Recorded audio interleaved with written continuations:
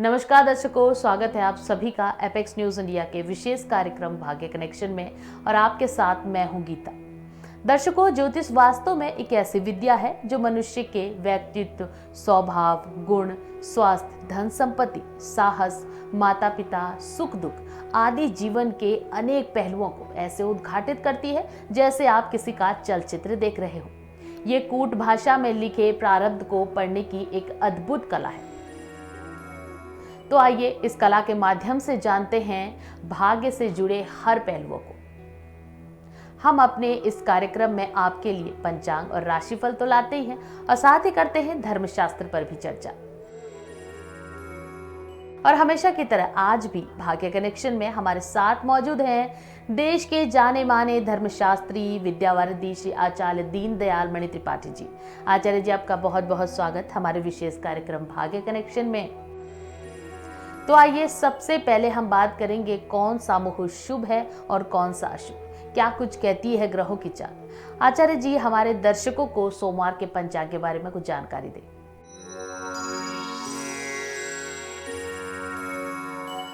पंचांग 17 अक्टूबर 2022 सोमवार, तदनुसार विक्रम संवत 2079, शक संवत 1944, अयन दक्षिणायन, शरद ऋतु, कार्तिक माह, कृष्ण पक्ष की सप्तमी तिथि जो प्रातः काल से 9:29 तक है, अनंतर अष्टमी है। नक्षत्र है पुनर्वसु जो प्रातः काल से रात्रि 5:13 तक है, अनंतर पुष्य नक्षत्र है। शुभ योग प्रातः से अपराह्न 4:02 तक रहेगा, अनंतर सिद्ध योग है। बवकरण प्रातः 9:29 तक है, अनंतर बाल अवकरण रात्रि में 10:44 तक है। सूर्योदय प्रातः 6:07 पर है तथा सूर्यास्त सायं 5:36 पे। राहु काल प्रातः 7:33 से 9:59 तक रहेगा। तो ये था सोमवार का पंचांग। आचार्य जी, धर्मशास्त्र में आज हमारे दर्शकों को क्या जानकारी देने जा रहे हैं?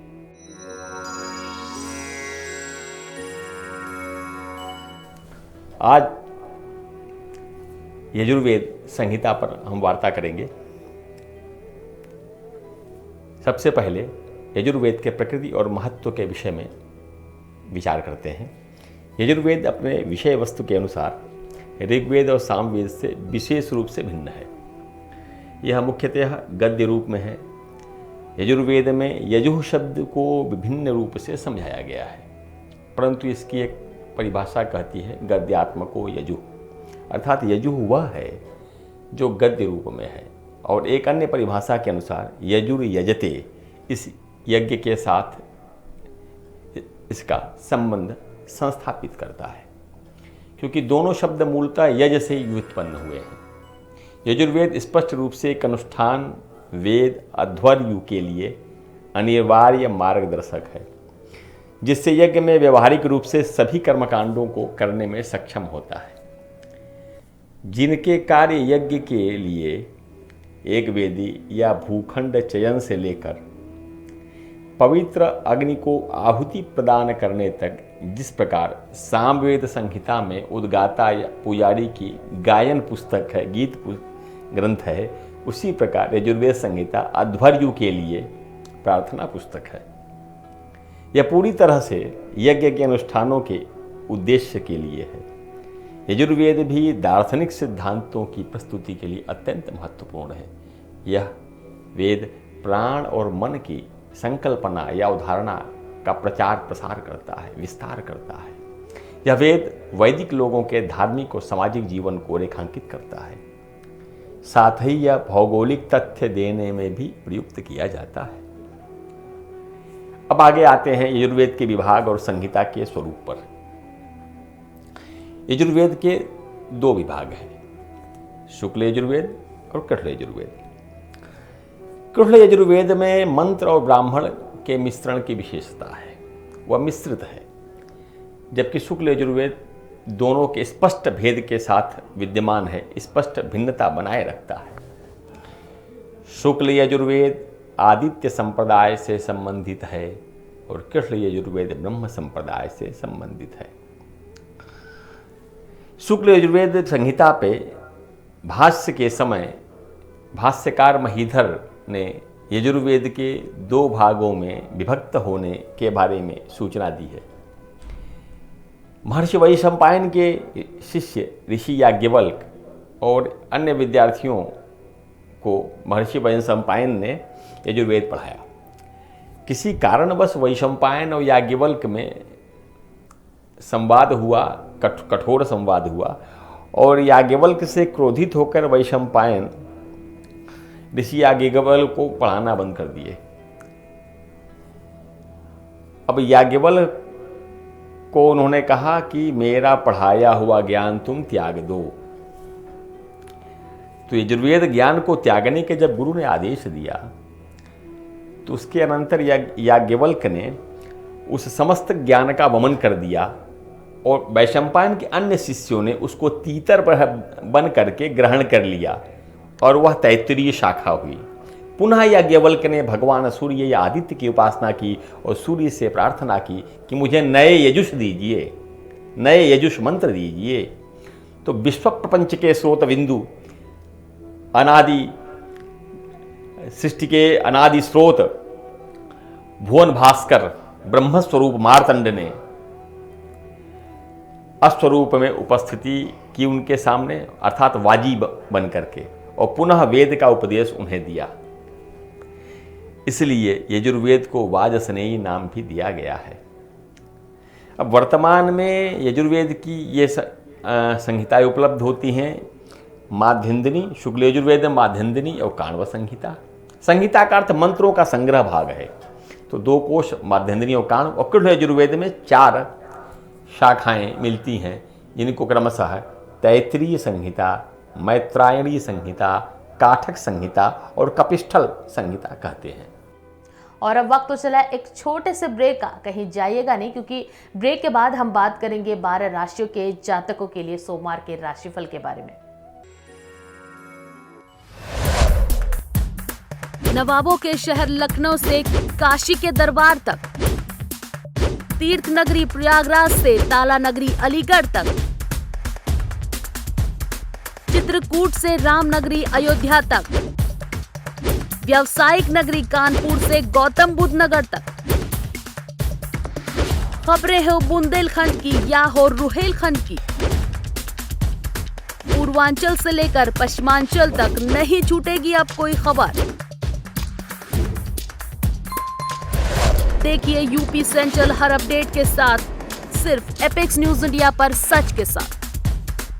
देश दुनिया, गांव कस्बा, क्या हुआ दिन भर, कौन सी खबर रही चर्चा में, हर खबर का अपडेट समेटेंगे।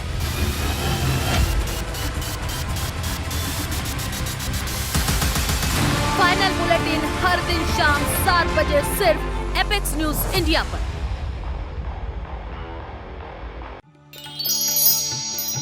ग्रह नक्षत्रों की वास्तविक चाल, धर्म चर्चा हो या फिर आपका राशिफल, कौन सी घड़ी है शुभ, कौन सी अशुभ, आज क्या करें क्या ना करें, किस्मत का हर लेखा जोखा बताने आ गया आपका अपना कार्यक्रम भाग्य कनेक्शन, हर रात 11 बजे से सिर्फ एपेक्स न्यूज इंडिया पर। ब्रेक के बाद एक बार फिर से आप सभी का स्वागत है हमारे कार्यक्रम भाग्य कनेक्शन में। आचार्य जी से अब जानते हैं कि कैसा रहने वाला है मेष, वृष, मिथुन और कर्क राशि के लोगों के लिए सोमवार का दिन। सबसे पहले बात करते हैं मेष राशि की।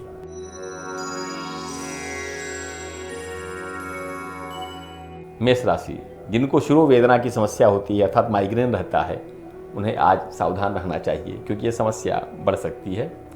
किसी विषय की चिंता आपको पीड़ित कर सकती है, जिसके कारण मानसिक तनाव से आपको सिरो वेदना या सिर दर्द होगा। वृषभ राशि,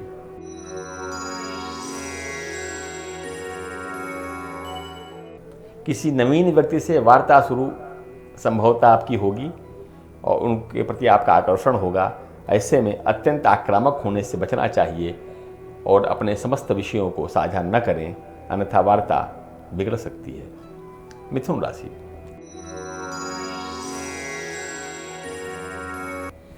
विद्यालय में पढ़ने वाले किसी सहपाठी द्वारा आपको भ्रमित किया जा सकता है। अन्य लोग जो सामाजिक जीवन में हैं वे भी अपने किसी कम परिचित व्यक्ति द्वारा भ्रमित किए जा सकते हैं। इसलिए आपको पहले से सावधान रहना चाहिए और अपने कार्य पे ध्यान देना चाहिए। विद्यार्थियों को पढ़ाई पर ध्यान देना चाहिए। कर्क राशि,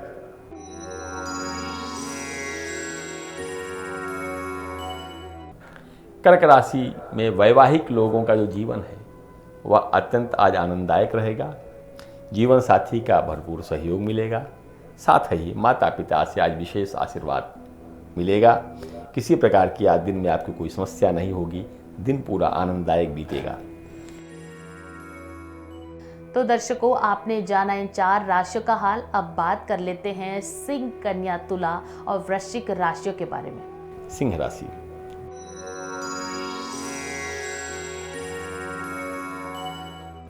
आज के दिन आप अपने भाई या बहनों के स्वास्थ्य का विशेष ध्यान रखें, क्योंकि आरंभ में उन्हें कुछ छोटी समस्या पीड़ित करेगी, किंतु यदि आप ध्यान नहीं देते हैं तो वह समस्या बड़ी हो सकती है।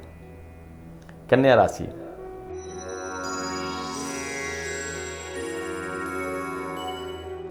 वे जातक जिनको विवाह का कुछ ही समय बीता है वे पत्नी के साथ अनुकूलता बनाकर रखें। स्वयं सहनशील बने। आज के दिन भार्या पक्ष से किसी बात को लेकर के मनोमालिन्य या निराशा हो सकती है। तुला राशि,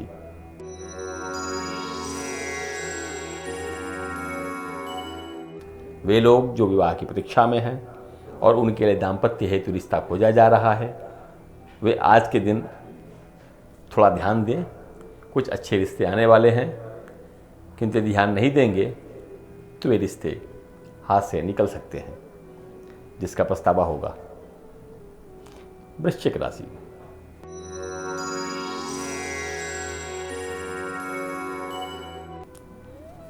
आज सावधान रहें, वाणी पर नियंत्रण रखें, किसी छोटी घटना को ज़्यादा तूल न दें। निजी क्षेत्र में नौकरी कर रहे लोगों के ऊपर काम का बोझ कम रहेगा और आज विश्राम का अवसर अधिक मिलेगा।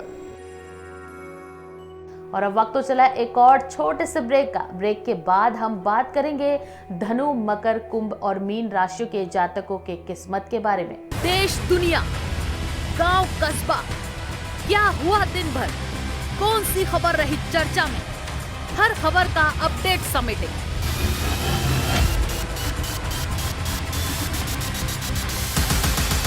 फाइनल बुलेटिन हर दिन शाम 7 बजे सिर्फ एपेक्स न्यूज इंडिया पर।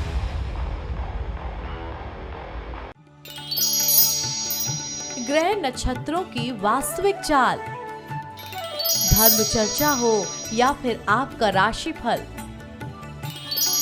कौन सी घड़ी है शुभ, कौन सी अशुभ, आज क्या करें क्या ना करें, किस्मत का हर लेखा जोखा बताने आ गया आपका अपना कार्यक्रम भाग्य कनेक्शन। हर रात 11 बजे से सिर्फ एपेक्स न्यूज इंडिया पर। तो ब्रेक के बाद एक बार फिर से आप सभी का स्वागत। तो आइए जानते हैं आचार्य जी से धनु, मकर, कुंभ और मीन राशियों के राशिफल के बारे में। आचार्य जी क्या कहती है इन राशियों की किस्मत? धनु राशि,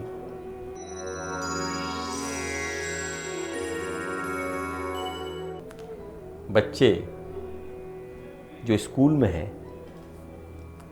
और कम कक्षाओं में हैं, छोटी कक्षाओं में, उनको आज किसी कार्य से प्रसन्नता मिलेगी। साथ ही कुछ विशेष करने के लिए आप उनके लिए प्रयास कर सकते हैं। परिवार का वातावरण सामान्य रहेगा, लेकिन सायंकाल के समय कुछ असामान्य घटना घट सकती है, इसलिए आपको सचेत रहना चाहिए। मकर राशि,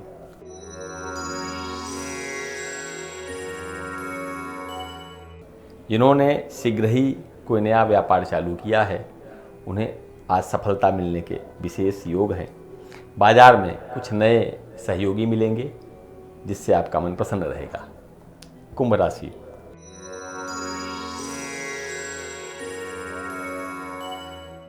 उच्च शिक्षा या परास्नातक कक्षाओं में पढ़ रहे छात्र अपने लिए कुछ नवीन कार्य सोच सकते हैं, उनके लिए नए नए विचार आएंगे। यद्यपि बड़े निर्णय लेने के पहले आपको विचार कर लेना चाहिए, उसके बाद ही निर्णय लेना चाहिए, किंतु आज का दिन आपके नई योजनाओं के लिए अनुकूल रहेगा। मीन राशि,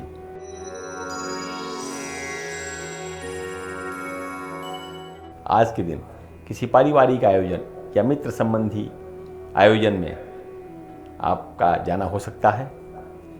आप किसी के प्रति आकर्षित हो सकते हैं, आप अनुकूल भी हो सकते हैं, किंतु यह वार्ता आगे चल करके अनुकूल होने के लिए आपको सचेत रहना चाहिए।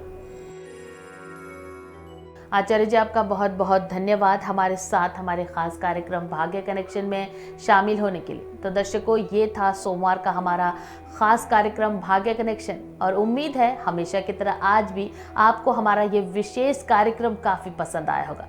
अब हम कल फिर आपसे मिलेंगे इस कार्यक्रम में। तब तक के लिए बने रहिए एपेक्स न्यूज़ इंडिया पर, सिर्फ सच के साथ। नमस्कार।